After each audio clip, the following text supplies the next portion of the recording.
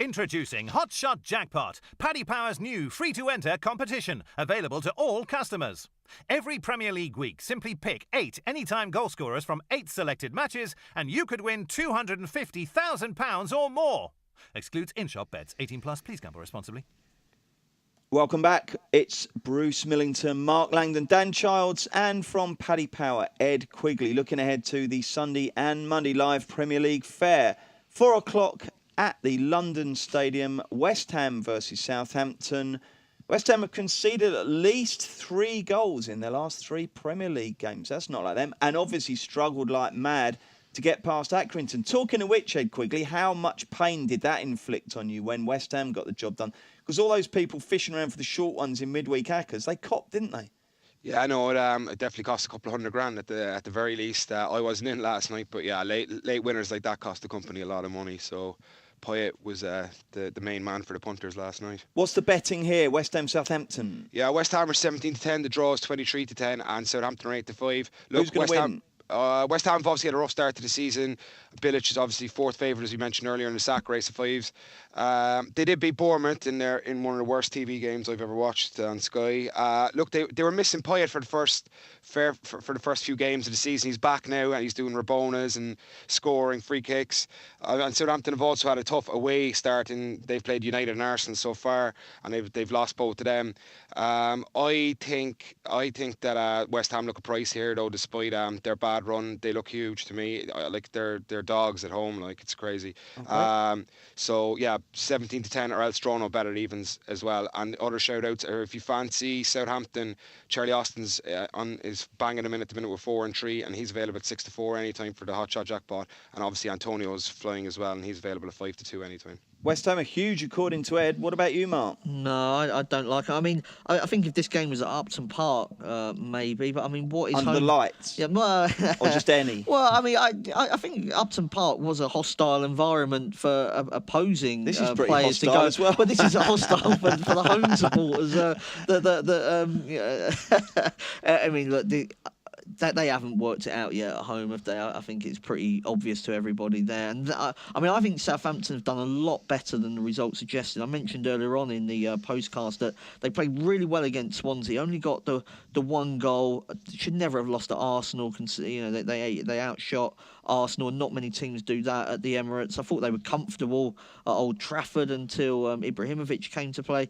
West Ham haven't got an Ibrahimovic. They haven't got a left back either. Their left back got injured last night, stretchered off. They've still got George McCarthy. George McCartney. I don't think they have. No, I think they. He's rejoined the Beatles, has he? Yeah.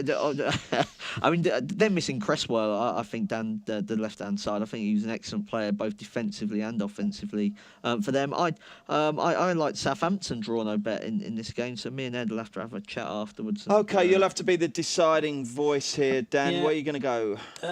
It's one of them. I mean, before looking at the prices, you're kind of looking to edge towards, maybe thinking Southampton will be a price. But I looked at the prices, and I think West Ham being outsiders, I would edge towards them. I just think there's a little bit too much being made. I look at these two teams. I think there'll be very similar positions in the table by the end of the season. I'd have them both around about mid-table. And I just think Pyatt he's come off the bench, got his goal. That will lift the confidence a little bit there. Lanzini wasn't available as well start of the season. He is available now. Antonio, a constant, playing well. I just think they've still got some players that can hurt you. And maybe one of the reasons Southampton are not getting the points they should do is because they've lost Pella and they've lost Mane, lost a couple of their big match winners. So maybe that theme might carry on. They might keep playing well and not get the points that they feel that they deserve. And I just still feel that maybe they might settle into these new surroundings eventually, West Ham. You'd hope so. Well, when they were 2 up against Watford, there was I was told that the atmosphere actually at the time it was quite noisy and intimidating as well. So sometimes results dictate how the place feels. And they've only won the 1 game though, haven't they, against Bournemouth? Yeah, and that was when they were down to 10 men. But I backed Bournemouth that day, and I still thought West Ham. I had to be honest, West Ham were the better side, and even with 11v11, I thought certainly first half. They were the better team, so okay. I'm not as down on West Ham. We've got a split decision then. So Ed and Dan are both with West Ham, Mark's with Southampton. Let's see if there's any more clarity on the Monday night game, which kicks off at 8 o'clock at Turf Moor. It's Burnley versus Watford. And Ed Quigley, how do Paddy Power bet? Yeah, so Burnley are 9-5, the draw is 11-5, and Watford are 13-8. Yeah, I really like Watford here. I think their price looks big. I think it may shorten as we approach Monday night. Watford have had a pretty good start to the season, obviously, with wins against United and West Ham away, and they got a point against Southampton when they were down to 10-2 on the first day of the season. Burnley, like they were under huge pressure against Hull. Allegedly, I didn't see that game at home in their last home game, and Defoe scored a screamer. They beat Liverpool as well, obviously at home, but that was with 20% possession. That day they had 3 shots on target and 2 of them went in. That luck can't continue. Yeah, I'd be definitely. I'm going to have a big bet, I think, on Watford draw no bet here. Are you, Mark? Yeah, I like Watford.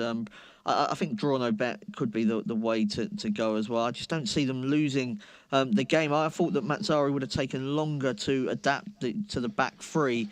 And given that he's changed the whole team around, really, I think the defeats to Chelsea and Arsenal were A, understandable, and B, they weren't that bad in the first half against Chelsea. They played well in the second half against Arsenal. They played well. I think we saw a more 90-minute performance sort of against Manchester United, against West Ham. They've put 4 past them. I mean, Burnley just, to me, looked like a championship team. I'm not even sure they were the best team in the championship last season, despite finishing top. I don't think they've strengthened enough for the Premier League. And Watford should be able to go there and definitely not lose the game. Dan, will it be 3 yeses for Watford? Yeah, I have to fancy Watford here. I mean, one of the things about the Man United game, although they played some nice football, I thought physically as well against quite a powerful Manchester United team with Pogba, Fellaini. I thought they matched them at the very least, but maybe even bullied them slightly at times as well. And that's going to be vital. Any team going to Burnley, you've got to match them physically at first and then let your football take over.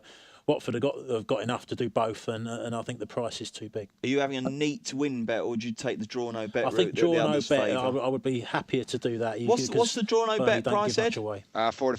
4-5. Okay, right. Before we go, very quickly, lads, give us one team to back in the Champions League next week. Ed, we'll start with you. We'll start with you, Mark, because Ed doesn't know who's playing. I'll go for Man City on the handicap against Celtic. Parkhead's a very difficult venue, down the years for teams to go to visit. But I think as long as City deal with that, what are you hoping that start is? No, I mean I fancy. Do you know what it is? No, I fancy City to comfortably win the game by at least 2 goals. So what will they be? +1, -1? Yeah, I mean you'll be able to get a fair enough price on the -1. Okay, doke. Dan? I think I'll go for Porto. I think at Leicester. I mean, I've mentioned a few of the positives about Leicester, but they haven't met a very good side in the Champions League yet. The win over Bruges, they did well against an ordinary side. Playing against Porto, I just feel that Porto might be a little bit underrated for this game. Used to playing these big games. Yeah, at this sure. stage. Too much know-how. Ed, have you sussed one for us? Yeah, I'll go for Dortmund at 8-5 against Real Madrid. I just think Dortmund are flying at the minute. They are, aren't they? Yeah. Very impressive. Okay, lads, thank you very much indeed. We are back next Thursday with another football podcast. Good luck with your bets this weekend. Paddy Power's new iPhone app is quicker than Big Sam at a carvery. Download it now. Paddy Power, you're welcome. 18 plus, please gamble responsibly.